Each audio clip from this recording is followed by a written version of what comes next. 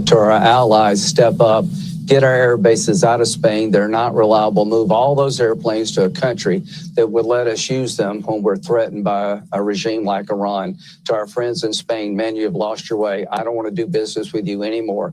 I want our air bases out of Spain into a country that will let us use them. To our Arab friends, I've tried to help you construct a new Mideast. You need to up your game here. I can't go to South Carolina and say we're fighting and you won't publicly fight. What you're doing behind the scenes, that has to stop. The double dealing of the Arab world when it comes to this stuff needs to end. I go back to South Carolina. I'm asking them to send their sons and daughters over to the Mideast. What I want you to do in the Mideast, to our friends in Saudi Arabia and other places, step forward and say, this is my fight too. I join America. I'm publicly involved in bringing this regime down. If you don't, you're making a great mistake and you're going to cut off the ability to have a better relationship with the United States. I say this as a friend. Welcome, Kate Daly Show. Yeah, that was good old Lindsay. Good old Lindsay. Little Mr. Closeted Lindsay. Oh, did I say that out loud? Sorry. Alleged.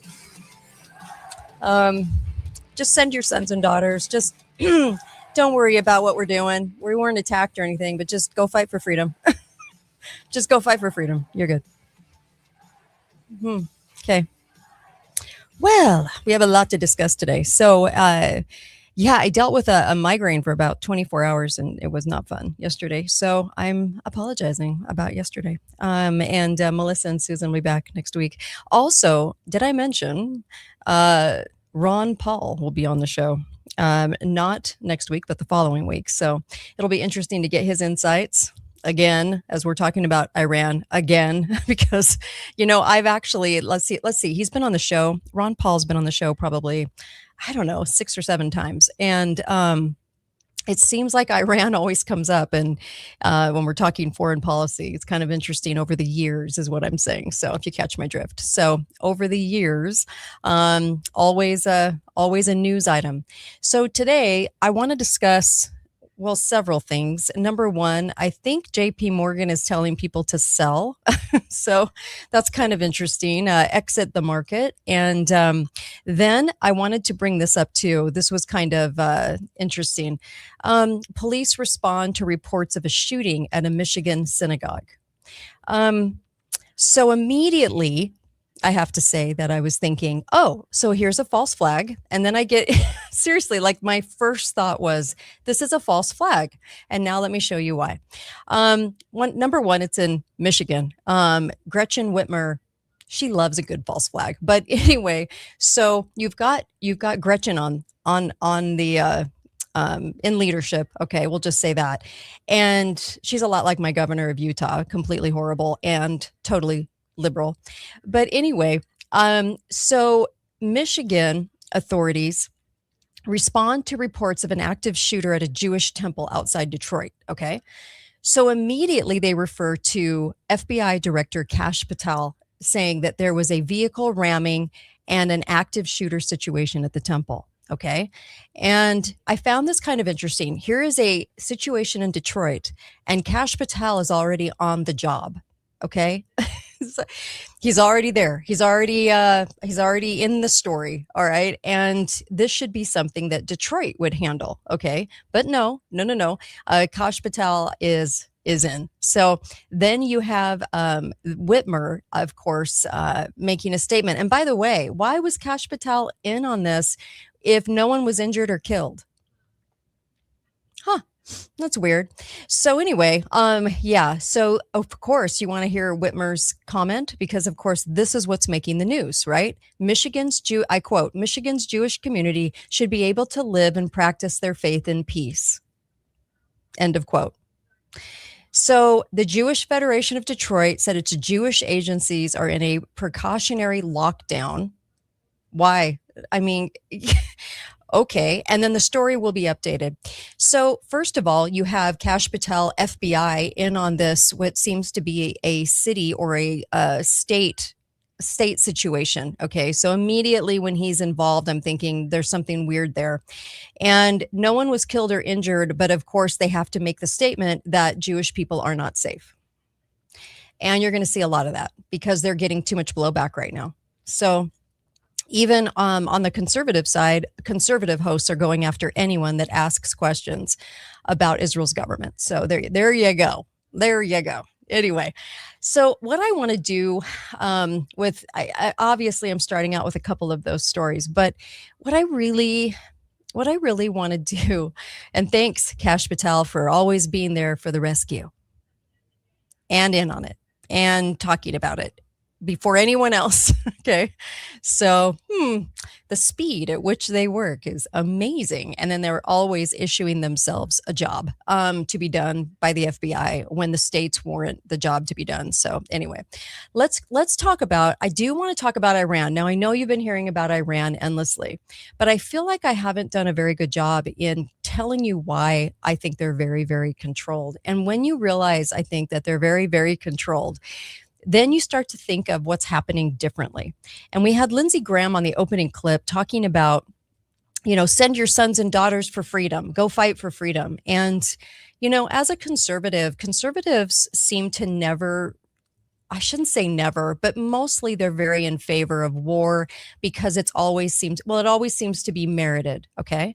So I'm a conservative that questions war because I think the wars that have been happening ever since the UN was instigated are primarily for reasons that we're told the exact opposite. Okay. And so ever since the UN was put in for world peace, okay, I laugh when I say that, but okay, it was in the beginning. That's what we were sold on, that we've had nothing but wars since. And even World War II, I think, was very, very, very staged. So I'm coming from a completely different perspective as a conservative. So when I'm talking, I really want to get to the heart of what's the truth going on over in Iran, because it's going to dominate the headlines for a while. So I thought that this show today is really going to shed some light on context for you.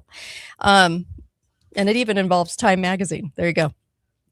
Okay, so right now, we're supposed to be afraid of the Islamic Revolutionary Guard Corps, the IRGC, okay? And this is the group that's going to attack the ships. This is the reason that they're going to attack ships, is what they've said, right? That's what our press is saying. So therefore, this is why Glenn Beck and all of these others are out there going, oh, it's an insurance thing. And then Trump said we need to have our troops take the ships in and out, right? So it doesn't conflict with the insurance, even though that just started, I believe, and it's not really making a dent in the price of oil. So the insurance, I don't think, is the issue. Wink, wink. But it's the Islamic Revolutionary Guard Corps that seems to be the issue, okay? Because they're the 125,000 member group, which isn't a lot, but this is the group that's going to be shooting at the ships, okay? Now, I want you to know that they were sort of instigated and formed in April of 1979 by decree. Okay. And then it was tasked with safeguarding the Islamic Republic that was formed, okay, in 1979 after Khomeini was put in. All right. So it was officially established by him as a military branch, okay, Khomeini, in the aftermath of the Iranian Revolution. And this is where the Iranian army, right, they say it was a protective group, okay? But I actually think it was instigated by the CIA and trained by the CIA. And I'll talk a little bit more about that. So Khomeini, if you don't know any Iran history and all you're looking at is AP and Reuters, this is so important to know. So Khomeini served as the de facto head of state, right, in February of 1979 until his appointment as supreme leader in December of that same year. So if you're wondering, yeah, the little revolutionary group, right, that's going to be shooting at the ships, right, that was formed even before he was appointed as the supreme leader. So Khomeini, what most people don't know is that he was appointed Time Magazine's Man of the Year. Man of the Year. Here we go. Man of the Year. He graced 6 covers of Time magazine, and even one of the covers was like, it's like a match of wills, or against Jimmy Carter. It's like they both are so strong and they're going after each other, and so it's kind of interesting how it's all been painted. But this is the cover, Time magazine. I mean, it's whenever you see covers on Time magazine, just know that they are 100% the deep state propaganda, because they owned Time magazine. Henry Luce and the bunch from the CFR, actually Council of Foreign Relations, actually propped up, paid for, and put out Time magazine. So anytime I see somebody on the cover, I'm like, ooh, ouch, because that's usually a propaganda hit, right? This is what Time magazine said. Rarely has so improbable a leader shaken the world. Okay. This was their guy. And I'm going to talk about how they put him in just a moment. But I want people to understand that when you're named Man of the Year for Time magazine, Hitler was named, Stalin. I mean, it's very interesting who was named Man of the Year. Okay. So Khomeini was on about 6 times. Hitler was on the cover 7 times. In fact, in January of 1939, yeah, he was Man of the Year. Now, one question that I wondered about, because I kind of knew the answer going in. I already knew the answer. And then, of course, it was backed up by the answer. And the question was, what about the Holodomor, where they annihilated all of those people in Ukraine, right? These Christians. And 4 to 6 million people were just decimated. Okay. Did you know that was never on the cover of Time magazine? For anybody that's wondering? Yeah, this took place in 1932 to 1933. They did a lot of killing under Stalin. You never learned about it in school. As an adult, it's never talked about. The press has never referred to it. I've never found even a segment of tape where the press talked about the Holodomor. You should go look that up. It was never featured on Time magazine. Okay. They made Stalin Man of the Year without mentioning the Holodomor because of the fact of Stalin was denying that it even existed. That's insane, right? You think that's insane? He denied that it existed, even though 4 to 6 million people are dead. He denied it. So the press never asked a single question. Think the press is owned? Oh, yeah, the press is owned. Yeah, the press is definitely owned. Okay. So, yeah, it was pretty crazy. Now, let's talk about the 1950s for just a moment. Okay. The CIA, I shouldn't say the CIA couped with the Shah. Okay. So, but basically took over Iran and propped up the Shah and put the Shah in. It was the establishment of the Iranian secret police known as the Savak. Okay. And in the late 1950s, with assistance from the CIA. Now, this is on record. Okay. This is not Kate conspiracy theorist. This is on record. With the assistance of the CIA, because, pretty close buddies, represented this particularly significant, troubling chapter of U.S. foreign policy. And I'm actually reading to you from the press itself, because I want you to see that this is more than a theory. This is definitely signaling that the CIA is very embedded. Okay. So this is what it said. It said this period saw the direct involvement of a senior CIA official in instructing the Iranian secret police, the Savak personnel, on how to torture people. They were doing the training. Okay. Very embedded. All right. So this is kind of like their FBI / CIA, right? The Savak. Okay. So to truly grasp what's going on here, I mean, in 1953, during Eisenhower's first year in office, the CIA executed its initial major political coup, right?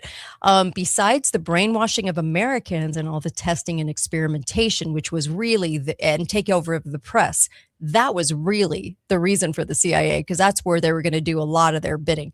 This was sort of a secondary thing, but the press makes it look like this is why they came about, the CIA, because the CIA came about were officially named the CIA in 1947. They'd been operating before that, but just under that name, CIA. Okay. So in Eisenhower's first year of office, they did Operation Ajax, and this was this political coup in Iran. And the operation was designed to overthrow Mossadegh, right? So this is who was running Iran. And they wanted to overthrow him because he had nationalized the Anglo-Iranian Oil Company and challenging British control over Iran's oil production. Now ask yourself this. Why does it say that the British had control over Iran if you think Iran is a rogue nation? Okay. So Iran is controlled by the British, all right, and they seem like they're going to try to separate from that control. And the U.S. perceived Mossadegh as moving into the Soviet sphere, but really we own the Soviets now too. But we didn't maybe then. And Eisenhower approved the action. The CIA operates successfully, orchestrating the Shah to be put into power and securing Iranian oil reserves. So this was very much to the delight of the CIA, and the CIA was responsible for it. Okay. Now, the MEK, which I've talked about on the show, is the Iranian political militant group, and they were supposed to oppose the Shah of Iran in 1965. So the Shah is in power, right? 53 to 65, right? He's in power still. And all of a sudden, the MEK comes up, and it's run by Maryam and Mossad. And they're both assets, CIA assets. Okay. If you go back into their history, you're going to see that. They're very much assets. In fact, Mossad got out of jail to run the MEK, okay, basically. So he made a deal and got to run it. Now, by the way, he hasn't even been seen since 2003. So Maryam is always the one that is shown or talked about, okay, in the press right now. But this MEK was kind of like the controlled opposition resistance force, okay? So definitely controlled. Now, let's talk about Khomeini. So Khomeini is living in Iraq. He's not even living in Iran.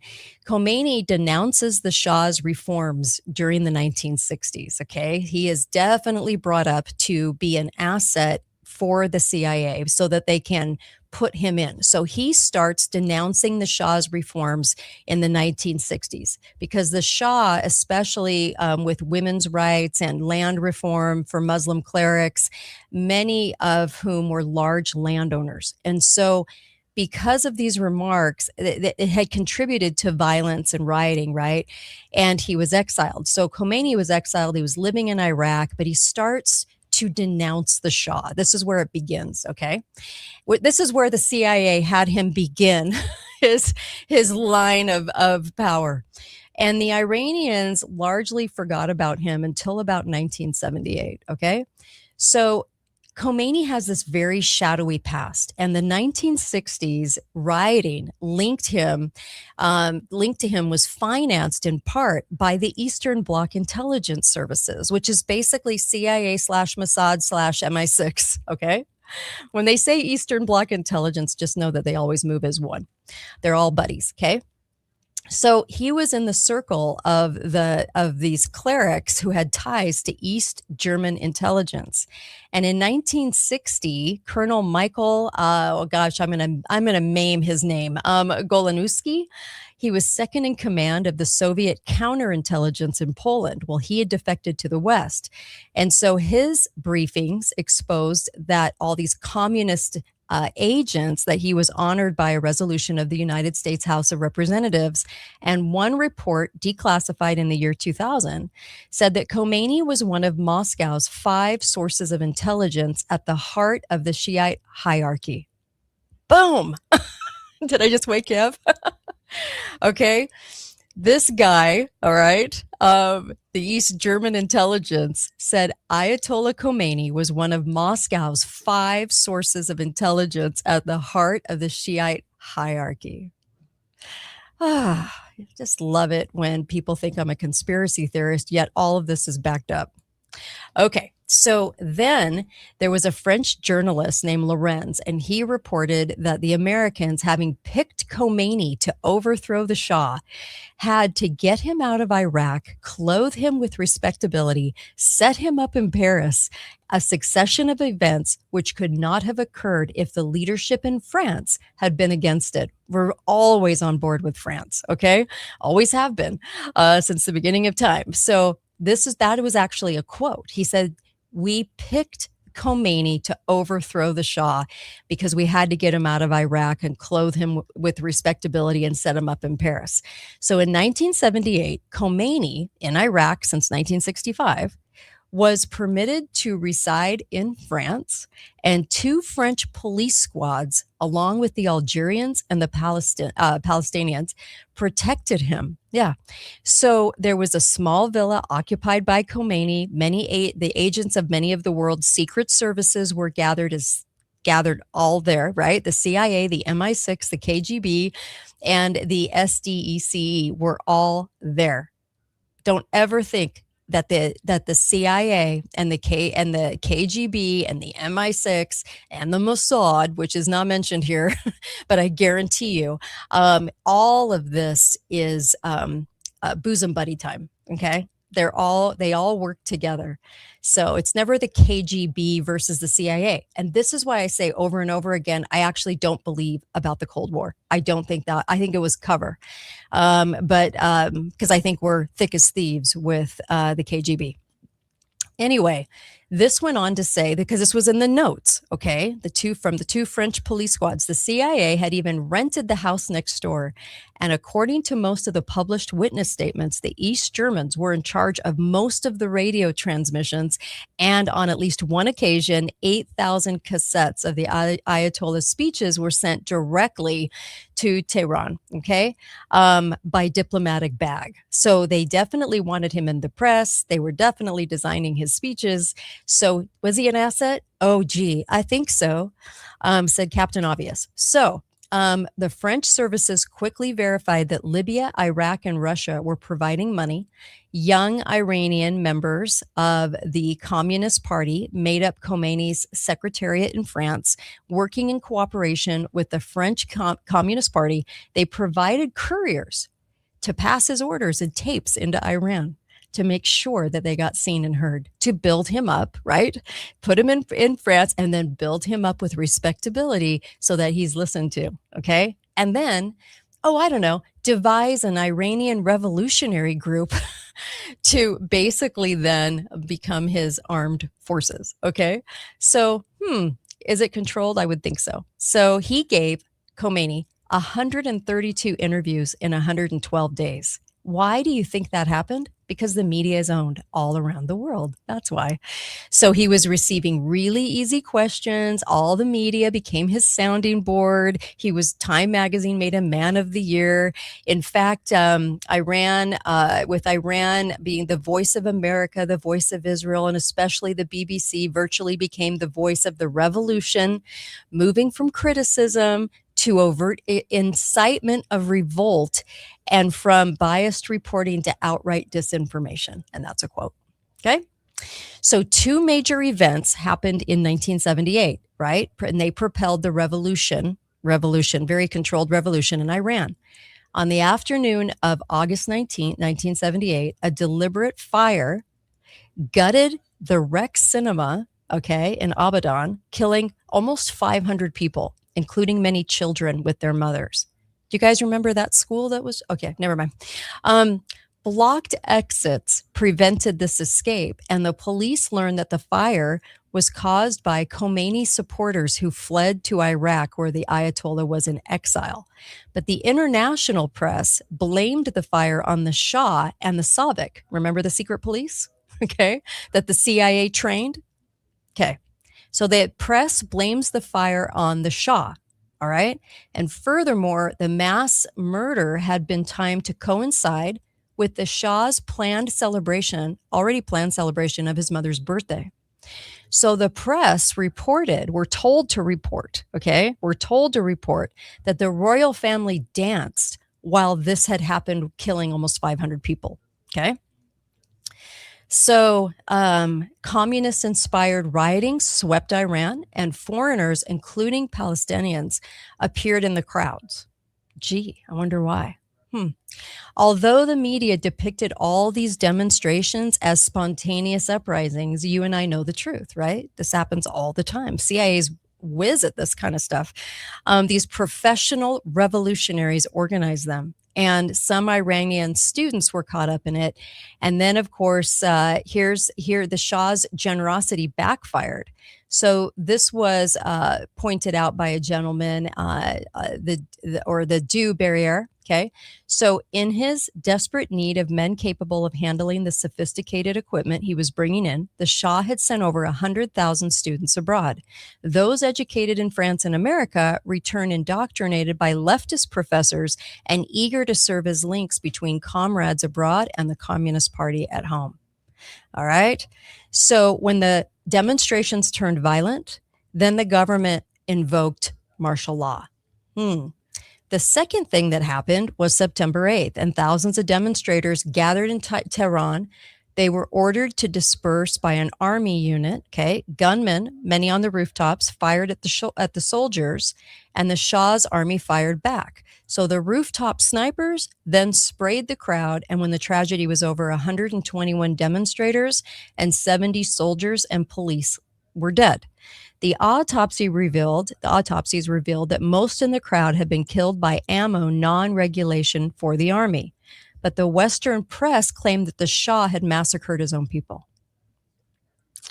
This is why you never trust Reuters and the AP News in giving us our foreign press. Okay, so the Shah, extremely grieved by this incident, wanting no further bloodshed, gave orders tightly restricting the military. But that proved a mistake because until now, the sight of these elite troops had quieted these mobs. Well, the new restraints emboldened revolutionaries who brazenly insulted soldiers, knowing they could fire only as a last resort. So he limited the military from any action, and they knew that he was doing that, and it kind of backfired on him. So when you look at Iran, okay, the world's oldest empire, dating back to 2,500 years. By 1900, it was floundering, and bandits had dominated it, and literacy was 1%, and women obviously had no rights there. And then the Shah had changed a lot of that, but then the press was told to report on him extremely negatively. I don't know if you guys remember his press tour over here I think it was like the mid 1970s, right? Where a lot of people had kind of wondered, they saw a very tired Shah, and then they saw a Shah that looked really refreshed and kind of different. Same thing that goes on today, where you're kind of like, that person looks a lot different, but no one really knew except Peter Better, who was reporting at the time, all of these like secret documents and things like that, actually had a lot to say about the Shah and didn't believe the Shah was actually the Shah. Felt like it was an imposter Shah. But anyway, that he had already been taken out. But the Shah had changed a lot of things, and he was using oil-generated wealth, and he had modernized the nation. He had built rural roads, post offices, libraries, and things like that. And he was making people, 90% self-sufficient in food production, which was good at the time. And he established he established colleges. I can't talk today, you guys. Colleges and universities at his own expense. There was a lot of things that he had done, and he had also donated 500,000 crown acres to 25,000 farmers. And they went from making about $160 a year to, like, on average about $2,500 a year, which was, pretty substantial. In the 1950s, over here, we were making about $3,000 a year on average. So this was 20 years later. They were making about $2,500 a year. But before that, my gosh, it was very slim pickings over in Iran. Also, they had applied to host the 1988 Olympics, and that was important too. So they were regarded as a U.S. ally. and the Shah was pro-Western and anti-communist, you're probably thinking along the same lines. Iraq, Saddam Hussein, and he was considered an ally for a long time too, by the way. It's kind of interesting how they do this, but build them up, take them out. Okay, so anyway, the CIA, but he was aware that he had posed a main barrier to Soviet ambitions in the Middle East. And so the analyst, Duberry, had noticed that he determined to make Iran capable of blocking a Russian advance until the West would realize to what extent her own interests were threatened and come to his aid. So it necessitated an army of 250,000 men, and the Shah's Air Force ranked among the world's 5 best. This was a voice of stability within the Middle East itself, and he favored peace with Israel and supplied the state with oil. So on the home front, the Shah looked as though he was kind of protecting minorities and permitting non-Muslims to practice their faiths. He said all faith imposes respect upon the beholder. And then the Shah was also brought Iran into the 20th century by granting women equal rights. Okay. So then the Shah suddenly became a target of this campaign led by our CIA and the British foreign policy makers. And it was bolstered through slander through our press and our foreign press. And along with this sort of like Soviet inspired communistic insurgents, okay, and mullahs opposing the Shah's progressiveness, and combined to face him with overwhelming opposition. So in 3 years, he went from monarch to exile, right? On January 16th, 1979. Isn't it kind of amazing that they formed that Iranian Revolutionary Guard group in January 1979? Interesting. Okay. And then we installed Khomeini. So there's a book also called The Last Shah of Iran. And in that book, it said, and I quote, "We now know the idea of deposing the Shah was broached continuously from the mid-70s on in the National Security Council in Washington by Henry Kissinger, whom the Shah thought of as a firm friend." Yeah, the Kissinger's no one's friend. Kissinger's horrifying evil. But anyway, Kissinger, this man that no one elected, but got appointed to run our foreign policy for decades upon decades upon decades. Little 3'2" Kissinger. Okay, so he, basically with the American establishment, before acting as Secretary of State under Nixon at the time and Gerald Ford, he had been Chief Foreign Affairs Advisor to, of course, Rockefeller. And I love that my friend Mike said this is Rockefeller land. Yes, it is. It is Rockefeller land for sure in America. But he called the single most influential person in his life was Rockefeller, right? Was Kissinger, okay? But that's Rockefeller speaking of Kissinger, saying he was the most influential.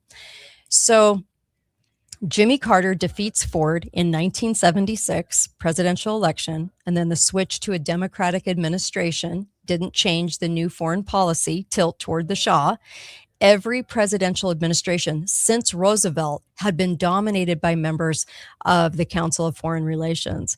And so the most visible manifestation of this establishment had dictated that U.S. foreign policy, this was going along international lines, the Carter administration, no exception. And basically, the process of toppling the Shah had been initiated in 1974.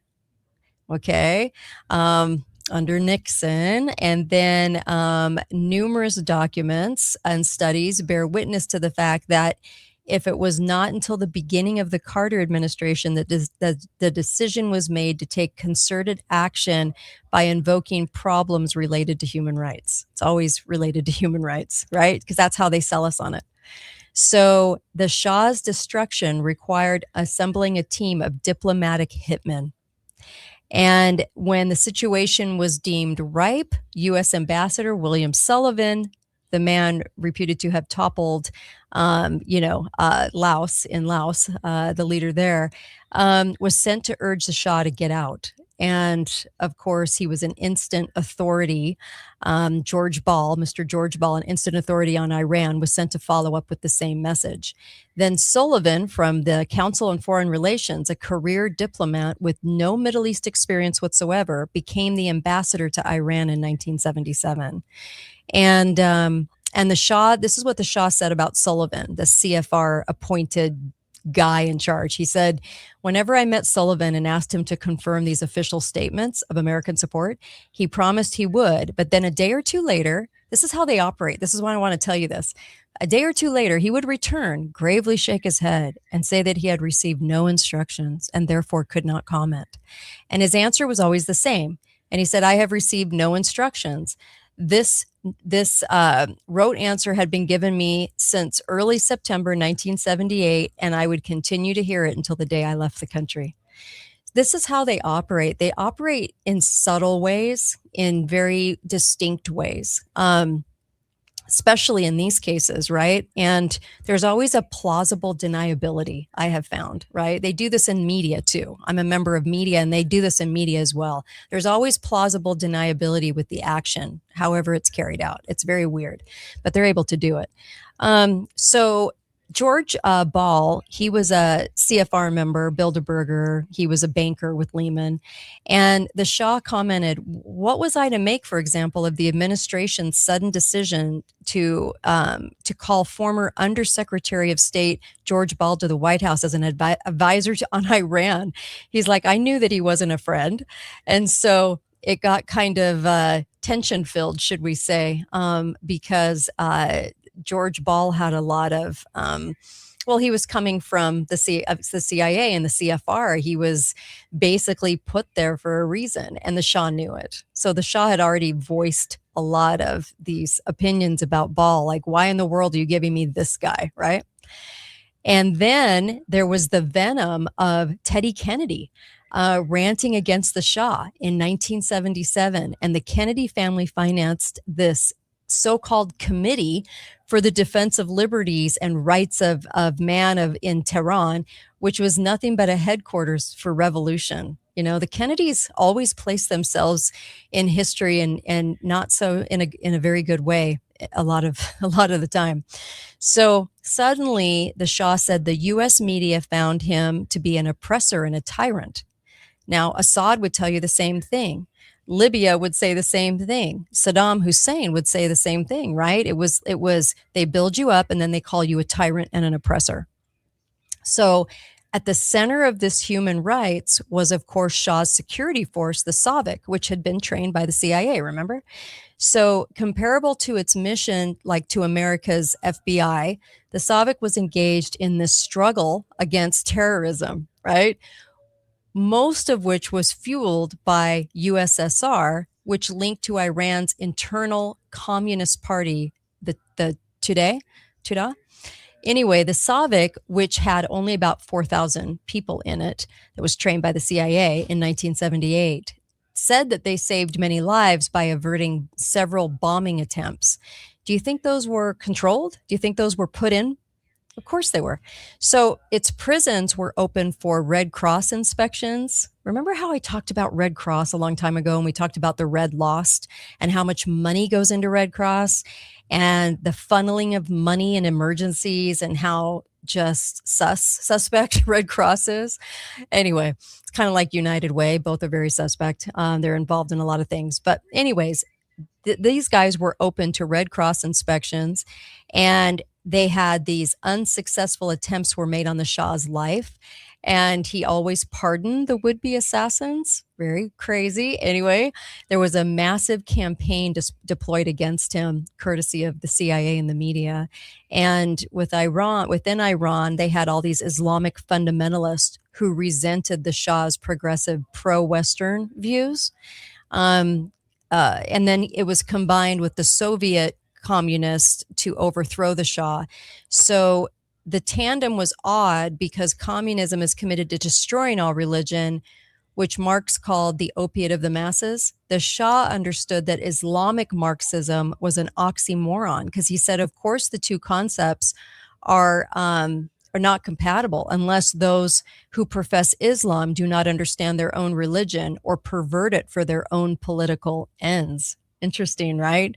Islamic Marxism. So, for the Western cameras, for our news cameras, protesters in Tehran carried empty coffins and coffins seized from genuine funerals, proclaiming these were victims of Savik, right? But this was a deception. It was later admitted by the revolutionaries, kind of like the white hats in Syria.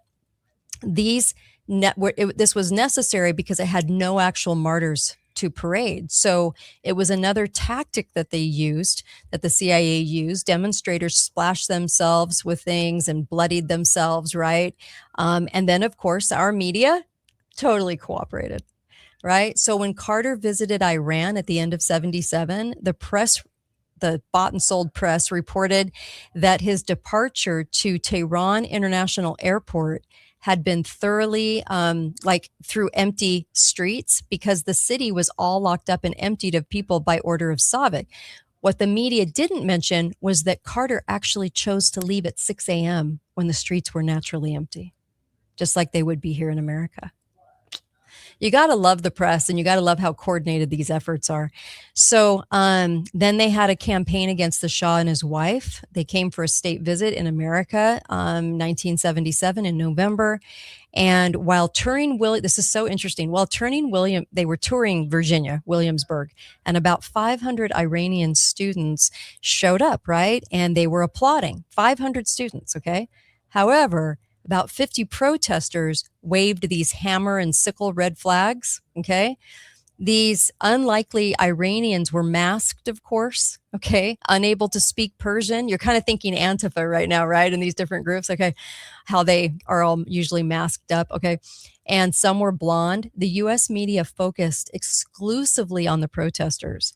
So this is what the Shah wrote. He said, "Imagine my amazement the next day when I saw the press had reversed the numbers and wrote that the 50 Shah supporters were lost in a hostile crowd." So it was 500 supporters, but they said it was only 50, and they just reversed the numbers. They do this with pro-life marches. They do this with anything they want to bury, and they invert the numbers. Isn't that insane? So he was noticing this. He was speaking out about it.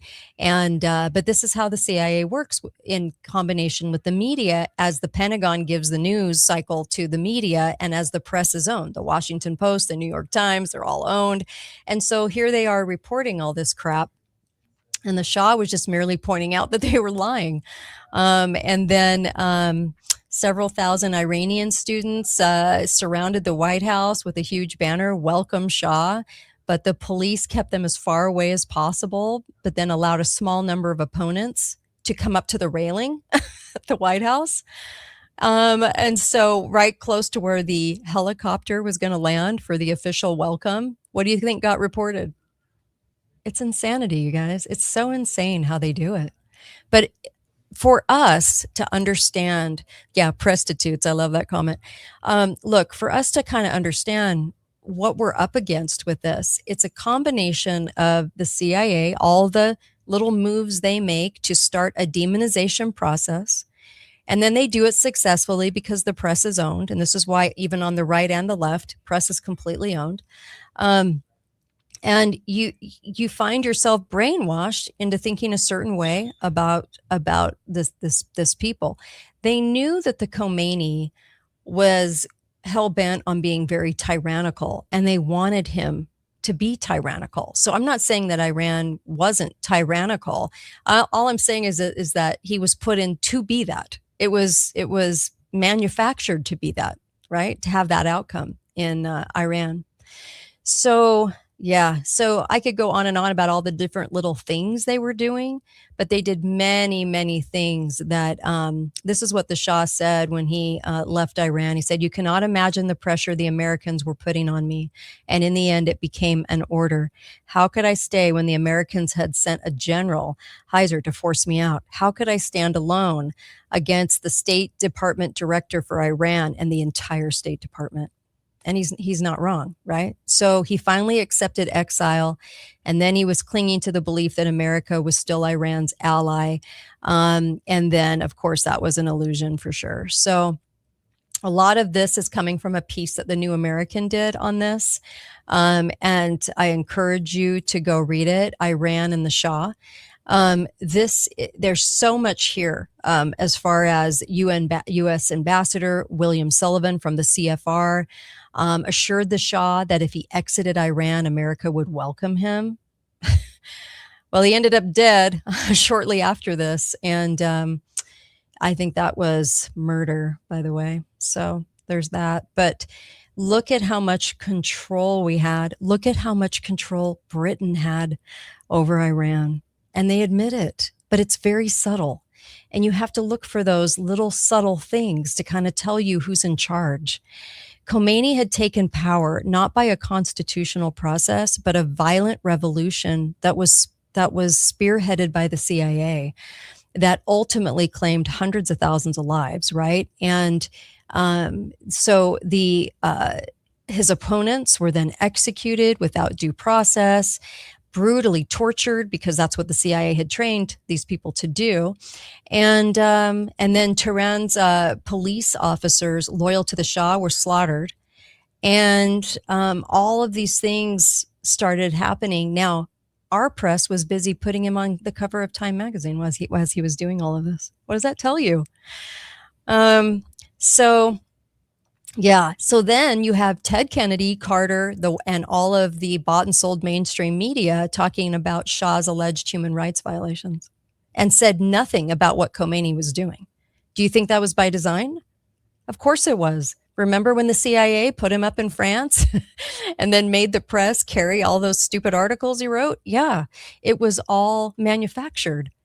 And so the media would say, the Shah actually got very angry and voiced a comment and said, where are the defenders of human rights and democracy now? Not a word of protest from American human rights advocates who had been so vocal in denouncing my tyrannical regime. It was a sad commentary. I reflected that the United States and indeed most Western countries had adopted a double standard for international morality. Anything Marxist, no matter how bloody and base, is acceptable. Wow. That's insane. This is insane. Then the Shah was lured to Mexico. Okay. He stayed in Egypt and Morocco, but then he didn't want to impose risks on their countries, right, from Muslim extremists. So eventually he welcomed the Mexican president's hospitality and went down there, received an invitation from CFR chairman David Rockefeller to go to Mexico. So the Shah goes to Mexico, and basically the Shah feels like, oh, this guy is going to be on my side. He goes to America for medical treatment, right? And Rockefeller sends this MD that he knows. I feel like we should play music like dun, dun, dun, dun, right? To examine the Shah against his better judgment, to abandon his personal physicians and fly to New York for treatment. He was received at the Rockefeller-founded Sloan Kettering Memorial Hospital for cancer treatment that he suddenly got. Remember cancer? Remember how they were handing that out, the CIA, and giving rapid cancer to people? I keep thinking the JFK assassination. Yeah, Anyways, okay. So then the Shah experienced a fateful delay in spleen surgery that some believe accelerated his death under the care of David Rockefeller, MD. So yeah, there was a lot of things happening and going on that people just didn't even notice at the time, didn't even talk about because the media didn't talk about it. And people were far less suspicious of the media back then. So the Shah's admission to the United States had another outcome, and that was, of course, partly in retribution. In November 4th, 1979, Iranians took 52 hostages from the U.S. Embassy in Tehran, right? And this is all under Khomeini. And the Soviet special services assisted them. And this embarrassed Jimmy Carter, who had done much to destroy the Shah and support Khomeini. And of course, the seizure made the Shah a pawn. So while in New York, Mexico reverses its welcome, informing the Shah that his return would contravene Mexico's interests. So you can only guess that, who possibly could have given him that view and influenced that decision. And then Carter faced this dilemma. Iran wanted the Shah's return for a degrading execution in exchange for the American hostages. And however, this trade would humiliate the United States. So then Panama was selected as an kind of like the intermediary. And following treatment in New York, the Shah was informed that he could no longer remain in America, but Panama would welcome him. And in Panama, however, the Shah and the Empress were under virtual house arrest. And it was apparent that it would be only a matter of time before the Shah would be sent to Iran in exchange for the hostages. And so a special cage was erected in Tehran. And so the Khomeini's followers wanted to parade him around the streets. You're thinking about Gaddafi right now? Before the final torture and bloody execution. But then Anwar Sadat, the Egyptian president and the Shah's friend, realized the scheme and then sent a jet to Panama, which escorted the Shah and the Empress safely to Egypt. And then, of course, he died in 1980, and his last words were this, the Shah: "I will upon fate, never ceasing to pray for Iran and my people. I think only of their suffering." And in Cairo, he had a funeral that honored him, and 3 million Egyptians followed the procession. And then Anwar Sadat, who, like the Shah, advocated a peaceful Middle East, defied the American establishment by saving the Shah from his infamous death, right? Just like Gaddafi got. Did not survive much longer himself. The following year, Muslim extremists, I'm going to put that in air quotes, because this was intelligence, assassinated him under circumstances remaining still to this day very controversial. That's Anwar Sadat. And so I don't know how much more evidence people need, but Iran ranks second in the world in oil and gas reserves, okay? And energy is pretty critical to world domination, right? And major oil companies, Exxon, British Petroleum, right, obviously have a lot of pull. But the major oil companies for years dictated Iranian oil commerce. But the Shah had actually explained that in 1973, so this is important, right? That to know everything in context, right? In 1973, we succeeded in putting a stop of 60 years of foreign exploitation on Iranian oil sources. In 1974, Iran at last took over the management of the entire oil industry. This is the Shah talking, including the refineries at Abadan, right? Abadan, and so on. And I'm quite convinced that it was from this moment that some very powerful international interest identified within Iran these elements which they could use to get me my downfall. So then they had this big attitude shift from Henry Kissinger. And then the plan was hatched in 1974, that same year, because, Kissinger's links to the Rockefellers, right? And I could go on and on with all these links between the club. But then, this was very, very important. The Shah had also maintained a neutral stance toward Israel during the 1973 Yom Kippur War, and he allowed critical supplies to reach Egypt, enabling it to achieve this balance of success and earning Sadat's undying gratitude, right? But a wrath from the Zionists, and the Zionists are the Jewish ones that lie about being Jewish, okay, that even the Jewish should be compelled to talk about because they're using the Jewish people. So this impacted in the West, our attitude and change in the mid-70s. And this is why they did this powerful campaign to then take the Shah out and eventually murder him, and then also put Khomeini in, fully knowing what they were doing. So don't also overlook that the Shah opposed the opium trade. Now, when you think of Afghanistan, you think of poppy fields, right? You think of heroin, you think of the drug trade. This was flourishing in the Middle East. People did not know this was going on generally. We do now, but people that back then did not. And he opposed it. And so there was a lot more there. Don't you agree that we basically don't hear any of this in our conversations, do we? So I do find this fascinating, and I find it fascinating because of the fact that it's not talked about, but also because we are very things are just the same over and over and over again. And when I was making reference to Iraq, and I was referencing Libya and Gaddafi, and I was, by the way, the people in Libya liked Gaddafi. Um, when I talk about this, they use the same game. So why can't people see it? Why can't we see that the CIA is squarely in charge? Why can't we see it in our own country? Right? Why can't we see it here? You know, it's like that old joke, you know, the two guys on the airplane talking about propaganda. One's from communist Russia, one's from America, and the American says, "I feel so bad for you that you have propaganda," and the Russian laughs and you know, like, you don't realize you do, you know, like how stupid are you, you know? And I it's so true. It's so true. I'll tell you what, I bring this to your attention for you to realize how co-opted this is. Please share this with people so they understand in context Iran, and that we manipulate the things that happen in Iran right now.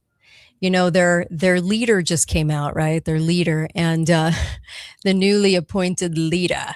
And this is what Reuters is saying that he's saying, by the way. And I'm not saying he's a good guy. Don't get me wrong. Not saying he's a good guy.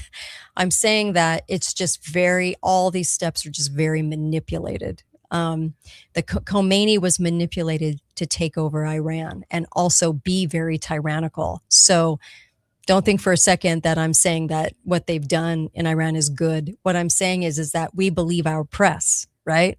We believe our press. So this is what was going on today. Getting this in right now on Iranian state media, a presenter read a new statement from Iran's new supreme leader, Mojtaba Khamenei, and Reuters is reporting a few highlights from those remarks, saying that the supreme leader said in the statement, "We believe in friendship with neighbors and only target the bases, and we will inevitably continue." That is not true. We know that many Gulf countries have had their residential and civilian infrastructure attacked. Now, Iran's new supreme leader in this statement goes on to say all U.S. bases should immediately be closed in the region, and those bases will be attacked.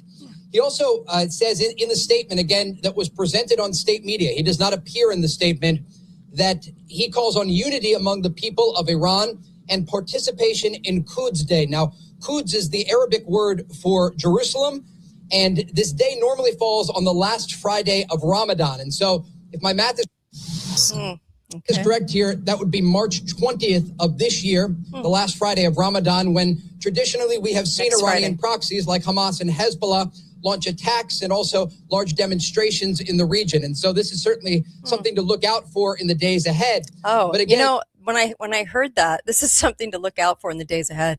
It's like they're prepping us for false flags for March 20th, isn't it? Yeah. Okay, here we go. Here's but again, more. this is the first statement that we are receiving from Iran's new supreme leader, Mojtaba Khamenei.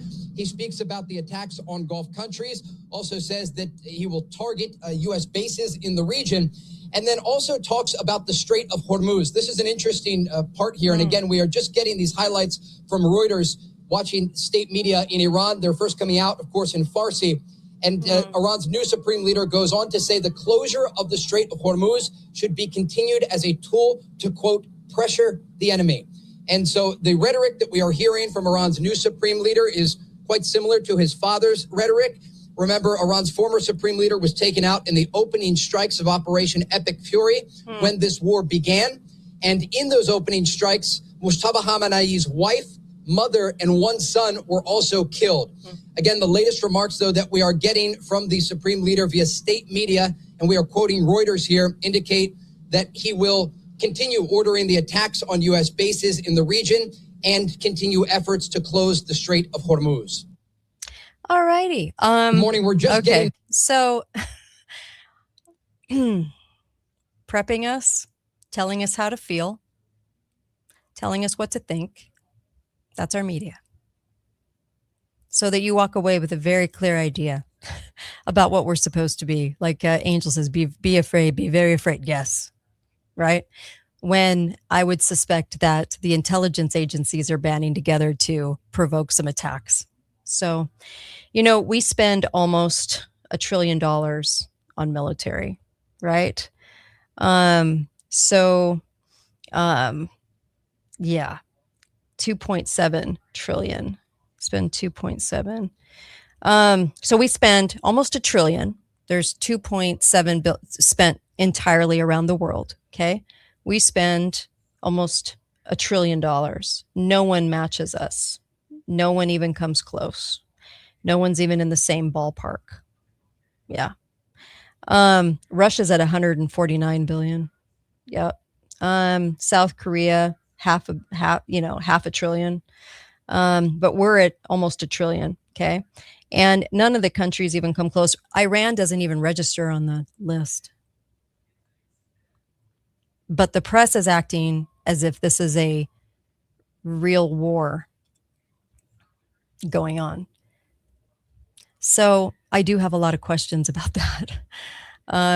We're acting as if they can wipe us off the face of the earth, and that's not true, actually. They don't have what it takes to do that. So it's going to be interesting to see how long this happens and the false flags that come out of it. Because I do think there are false flags that come out of it. I really do. Sickening. It's really sickening. But there you have it. 1 billion a day. Yeah. Interesting. We're the biggest. We're the biggest by far. So we outmatch everybody. Look, so when we act like everyone's going to come get us, and so we have to do all these things, that's a lie. So I don't know how you could see it any other way. I mean, we're not getting attacked. Even 9/11 was a false flag. So we're not getting attacked. Why? Because we do spend more. We do have more. We can annihilate anybody off the face of the earth. So, okay. All right. I mean, it's true. So when we act like we're under siege or somebody's going to come get us in the press, the only thing we lose is liberty. That's it. So maybe we should kind of check, feelings and thoughts of tribes at the door and maybe look at it in a different light so that we can kind of understand what's been going on, because we seem to retreat to tribes really easily. And I really hate it. I really hate it. And more damned lies. Yes, indeed. More damned lies. So it's the truth. I so appreciate you tuning in. Here I am drinking this today because I need the energy today. And also it keeps me helping me lose weight, which is amazing. But I was reviewing a clip from Dr. Lodi. And he's a really great doctor. And he was talking about how vitamin C needs a special delivery so that you're not just absorbing it. A lot of people do absorbic acid, which is terrible for you. But real vitamin C, okay, liposomal vitamin C is good for you. Although when you're digesting it, it's just you're not, how much should you get? You're really not getting enough. But in this form, which is Cardio Miracle, it's amazing. You're getting the vitamin C. I'm getting the vitamin C, which helps me to feel really good this winter-ish, leaping into spring soon. So I just wanted to share with you that I drink it in the morning and then I drink it throughout the day. And he even said that we should be kind of sipping it during the day because that constant delivery and flow to our body, which I thought was kind of amazing because I already do that and it makes me feel really good. Go to cardiomiracle.com/Kate. It's 20 times the vegetables and fruits of any product out there. It is amazing. And the vitamin C delivery is clearly amazing, and the vitamin D delivery. So there's just so many good benefits to this. And the nitric oxide in your system is amazing too. It's how I'm getting through this right now. And go to cardiomiracle.com/Kate. Try it out. You're going to love it. But do 2 doses a day. Also, the ebook, go get the cancer ebook, please. Please fight cancer without chemo, please. There's so many ways to do it, and people are succeeding at this. I have a good friend of mine. She's literally succeeding at beating cancer with no chemo. And I have to be kind of careful with the words I choose because YouTube hates it if you talk about health stuff. So, go to katetalks.myshopify.com and go get the $10 book because it's worth it. It's worth $10 to know what to do when there's a sea of different products and herbs and everybody talks about all these different things as the lifesaver. Well, there's more to the story than that. And it's the combination of things you do and for what kind. And those things are important. Go get this vital information. And I've compiled this for you. And it's taken years to do it and lots of interviews with doctors to do it. Good doctors that know about health, not the cabal. And this is the way that you can help. I'll say help with cancer. Okay. Help to defy it. Let's say that. This is the way. And I give you very, very, very good info in this that you're going to want to store in your computer because we're all affected by it. Now in our lifetime, 1 in 2 gets cancer. That's how sick we are. That's how sick we are. So, all right. And I really do appreciate you. Ron Paul will be on the show, not this week, but next. And of course, next week, I've got some really great guests lined up as well. So you'll have to tune in to find out. Anyway, really appreciate you. Even you people that comment on YouTube that are kind of horrid, and some of them are horrid and some of them are wonderful. So appreciate you guys. Thanks, LB. Thanks, Angel. And of course, all these other comments by all these other woke little bots. Really, it's okay. You can just type away. Just type away. It's fine. I don't care. Anyway, I just think it's hilarious. YouTube is just full of little body people. Anyways, you guys are the best. Get over to the website, katedalleyradio.com, katedalleyradio.com. Be faithful, be fearless. Have a great weekend. Enjoy your families. Get out into sunshine if you're around some sunshine. Man, we need to take care of ourselves. Find joy. Even with all this going on, but at least understand it. So please send this to a friend and share this with everybody you know. Really appreciate that. Thanks, you guys. I'll see you on Tuesday.